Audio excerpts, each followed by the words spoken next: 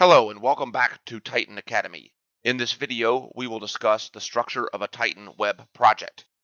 We will cover the Titan web page, the strip, the main building block of a project. We will discuss what is the content area, and we will review the strip, columns, and the window. Let's talk about the Titan page structure. When you first create a new project, a blank page is open for you by default. This is the home page. You can add more pages, thus creating anything from a single page to a multiple page project. Each page in Titan Web is made of strips. The strip is the area where your content will be held. It allows you to create a flexible layout by placing your elements anywhere freely. When you start, you have one strip, and you can, of course, add additional strips. Notice the content area boundaries, the two red lines on either side of the page. You will not be able to drag any elements outside of these boundaries.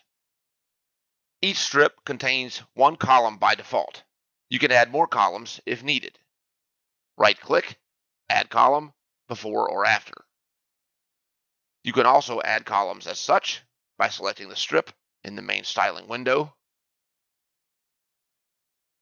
As you can see, the content area of the strip does not take up the entire screen.